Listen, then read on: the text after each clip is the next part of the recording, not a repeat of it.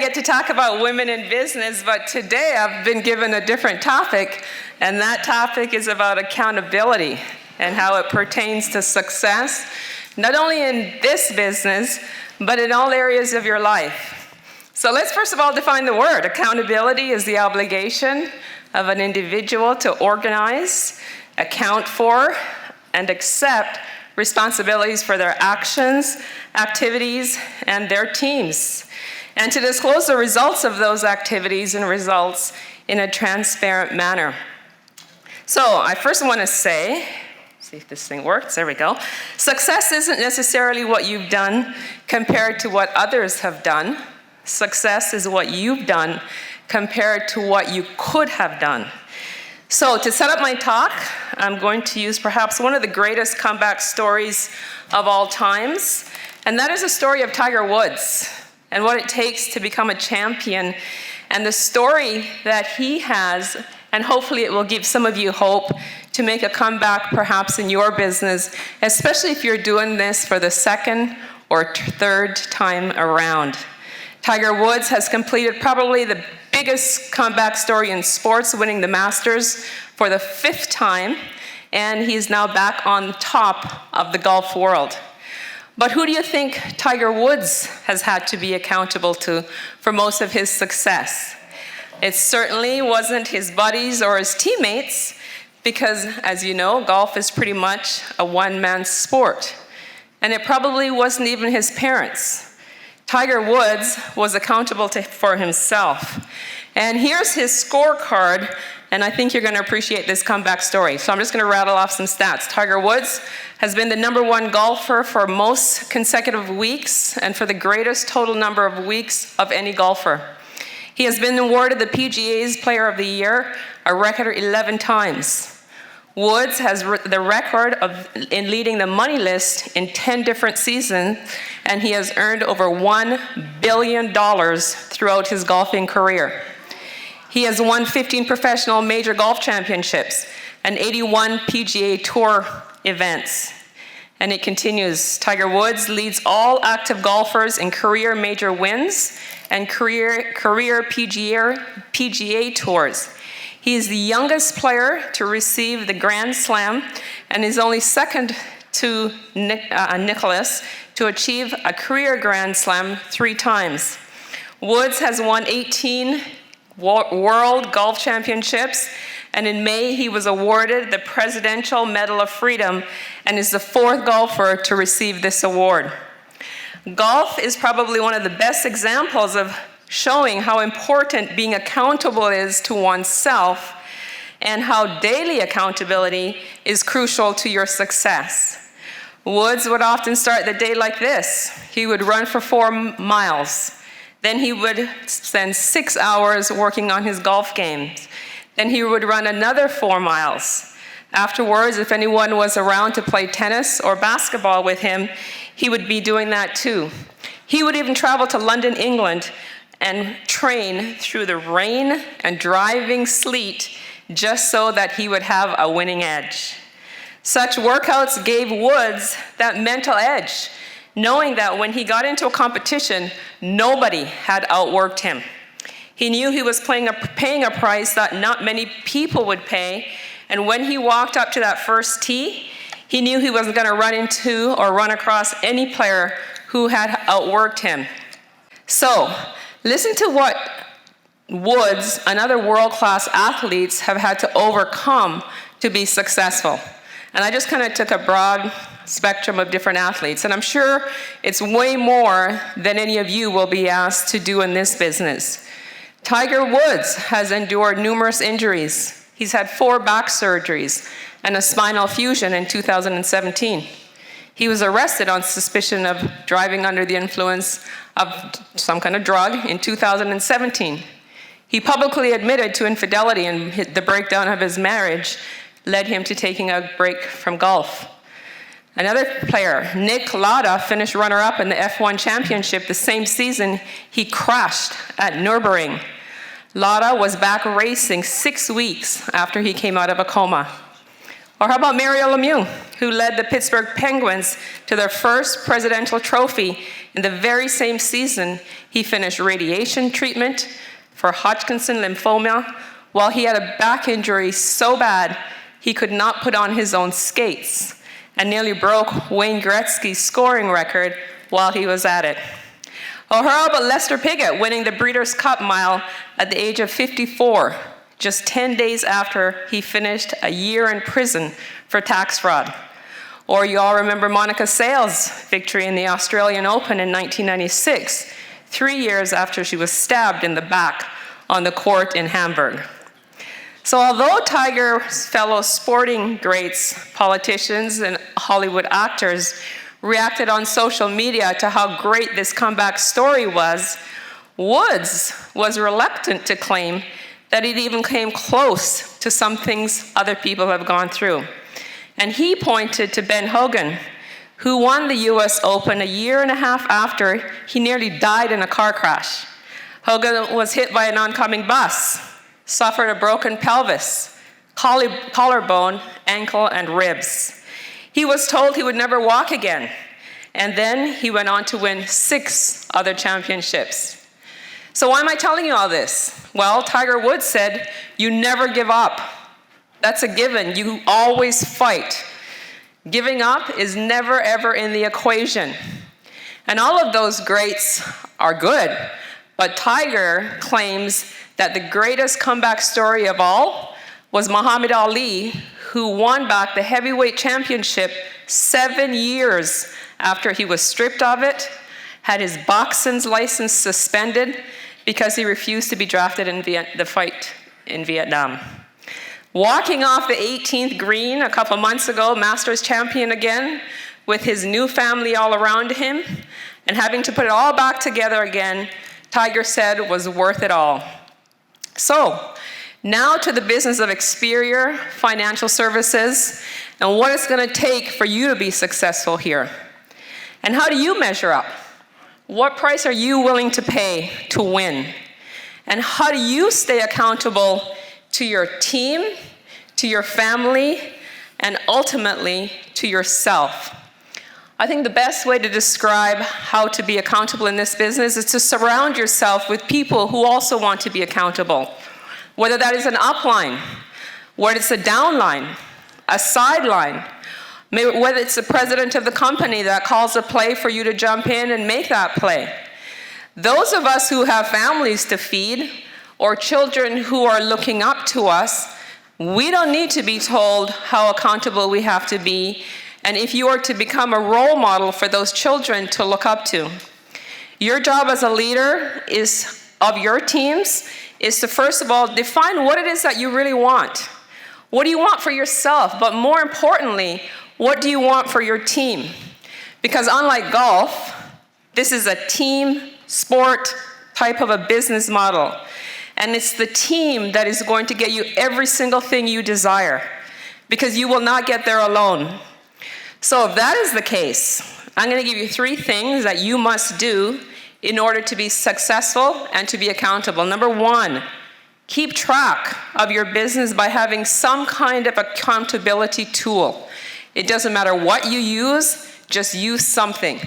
Because like we always say in my office, what gets measured gets done. Number 2, develop the natural skills of each member of your team. Developing the skills of your members of your team is actually a joy, and I often tell my team this, and you guys want to repeat this after me. I know what I know. Say it. I know what I don't know. But I know someone who knows what I don't know, and that's all I need to know. Number 3, develop the tools and training classes to give more responsibilities to your SFAs, your SMs, and your EDs, as they will one day become the leaders and managers of your team. You know, there's a saying that says, give somebody responsibility and they will do their best. Make them accountable for it and they will do even better. Point number 4 is you got to know the score. You got to know the score in this business. The most important score in any game at all is the final score. as we recently saw in the close games of the NBA championship this past month. The final score is the only score that counts. In business, what is the ultimate score for you? And it's the only score that you got to pay attention to in business. And that score is that you have to make money. So you have to come up with a way to keep score in the business and figure out what it is for you. Is it cash in the bank? Is it how many new recruits you're going to have on your team? Is it how many licenses that you're trying to get in the base? Is it annual premium or assets under management? What is it that you're measuring?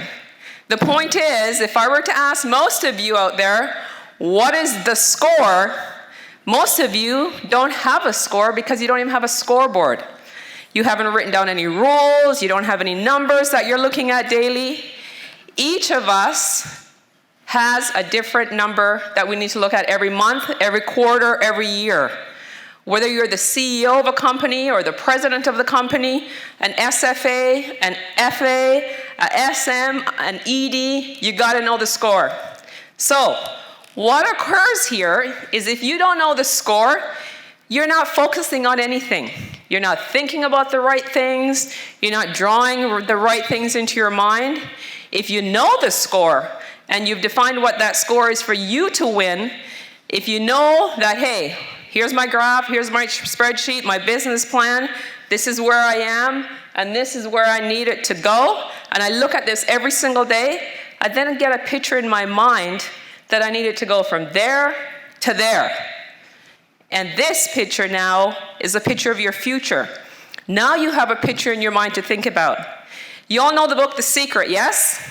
And you're all familiar with The Secret, which is you get what you think about most of the time. You now have a picture that you can create and put all your energies into that. And if you get what Napoleon Hill called a burning desire for a future event that is quantifiable, that is very specific, and you can, with your mind, make that, do that, then you will get what you think about most of the time. If you know the score every single minute, whether it's halftime, whether it's every week, every month, every quarter, a very magical thing can happen. And at the end of the year, knowing the score in any game tells you if you're winning or if you're losing. As a leader, even though this is a team sport, you still need to, like Tiger, keep track of your personal scoreboard, your personal production, your personal recruiting numbers, as well as the score for your team. Staying accountable is always knowing the score and being aware of the clock, which, by the way, is your life. So this saying says accountability separates the wishers in life from the action takers that take care enough about their future to account for their actions. Now, I know some of you out there really need to hear this one, and that is, don't confuse activity with accomplishment. Do you guys know people on your team who are always talking about how they have so much going on, and they complain that they're so busy, doing so much, but nothing is happening in their business? Some of you got some of those kind of people on your team? Hey, listen, I can acknowledge people who put a lot of time and effort into things, but at the end of the day, it doesn't really matter how much time you've got put in. What really matters are the results and what is the score. I am way more impressed with some teammates of mine who make things look so damn easy. You know, they have all those online tools and they just do click, click, click, rather than us baby boomers who don't even know how to turn some of those devices on. I'm more impressed with those young people than us who are still running around trying to get that client signature just to get that policy put in force because we don't know how to do it online.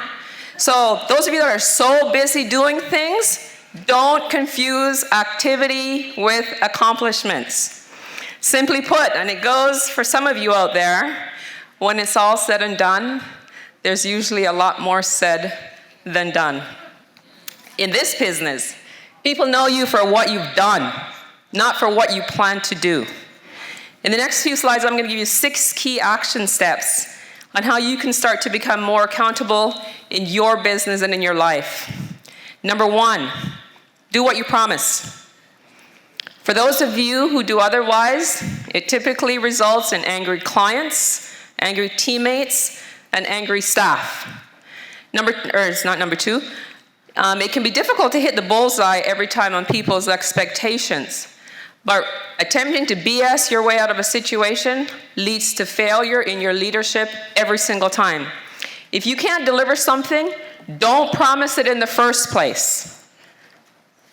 And for some of you out there, answer your emails and your requests to do things. Number 2, take responsibility for your actions. Take personal responsibility. Stop blaming others. Stop blaming your upline, your downline, the markets, your market for your actions. These may have an impact on the decisions you make, but they're not going to give you the desired outcomes you choose if you continually blame others. This is also a good sign of leadership.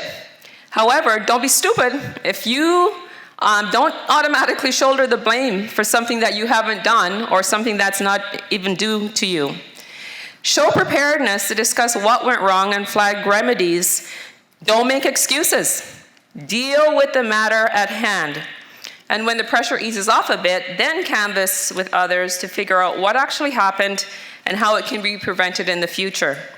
One of my favorite sayings is, you can have reasons or you can have excuses, but you can't have both. Be honest and transparent with your team. Show humility and the willingness to apologize. A person that's accountable has a good sense already of when they've transgressed, and they're usually swift to apologize. Those who refuse to acknowledge others, whether it's in a discussion or a debate or a dispute, they seldom do this thing. A genuine apology will clear the air, ease tensions, especially when you're dealing with someone who perhaps is a little less transparent. However, keep your standards high and clear for all to see. Number 4, demonstrate outcomes. Most people, as I've already mentioned, tend to confuse activity with results, and they conflate this with a pretense of competence. You may recognize these type of people because they talk a lot more than they deliver. Granted, there's time for bold and impressive talk, especially after a big win. Like who, Rosilda? Kyle Lowry, I think it was. He can talk a big game now. But at the end of the day, people want outcomes. Be the doer on your team, not just the talker that everybody talks about. Remember, when it's all said and done, there's usually more said than done. Number 5, review and evaluate to improve your efficiency. Perfection, you guys, is seldom attained in anyone's lifetime. But accountability-conscious people are not necessarily perfectionists for the sake of it. They recognize instead that there's always room for improvement, and they do it with grace and somewhat humility. Number 6, always, always, always remain ethical in your actions. This is easily said, but it's not always easily put into practice. Some people just can't resist the instant gratification, even if it is undeserved or illegitimately attained. Doing the right thing all the time will eventually reward you in a meaningful, soulful type of way. So, how many of these 6 qualities do you have? Are you someone that is accountable in all areas of your life and someone that your team can respect and count on? You will be respected and admired more if you are someone who delivers on all of these characteristics. Have training cycles in your office. Your training cycle might look like the one that I think I skipped a page. Might look like the one that I just previously showed. Knowing each player on your team is crucial to getting them to buy into being accountable and to know what the score is at any given moment. You know, when I first introduced have an accountability process in our office, at first I kind of met with some resistance, but now I show it every week. By developing a positive environment where everyone feels their strengths and abilities are acknowledged on the team and recognized for doing so, allows the whole team to have a winning attitude, always. Insist that your key players, and I call them my directs, be accountable to their teams by asking them on a weekly basis to report their numbers for your team's scoreboard. When people see their names are part of the roster of a winning team, they feel that their contribution is valued and strive even more to play at a higher level. In conclusion, accountability is crucial, you guys. If you are to have maximum success in any area of your personal life, whether it's your health, your diet, your spiritual life, your family life, or your business life, you gotta work, you gotta put it in. Go ahead and find your definite purpose and what you want to win at in life. Have a burning desire to accomplish it and stay accountable every single day by knowing what the score is in that area. This is a proven recipe for success. First and foremost, stay accountable. Stay accountable to yourself. Know you. That's what I always say to my kids. You gotta know you. Be that role model for your children so that they have somebody that they can look up to and be proud of. Be the leader that your teammates can trust and that they can rely on. And at the end of the day, you're really only accountable to yourself first. Our success is the result of what we do. Remember the first slide. Success isn't comparing yourselves to what others have done. Success is comparing yourselves to what you could have done. So let's go do something great in our lives. Thank you.